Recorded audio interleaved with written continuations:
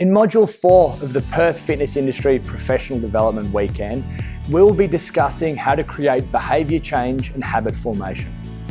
The primary measure of the success of a fitness professional is their ability to create long-term positive change in their clients.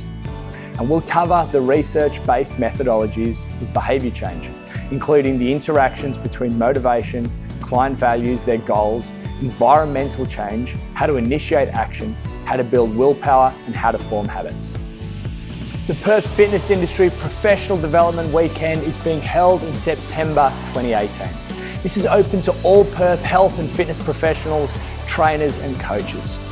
This is going to be an intensive, information-dense learning weekend, and it'll leave you with an incredible depth and breadth of knowledge and hundreds of practical applications in the fields of exercise, of fitness, and the business of being a fitness professional. So invest in yourself, invest in your business, and supercharge your personal, your professional, and your business development. You'll take your value and your expertise to a whole new level.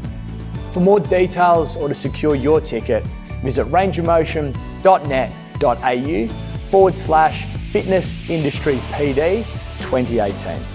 I hope to see you there.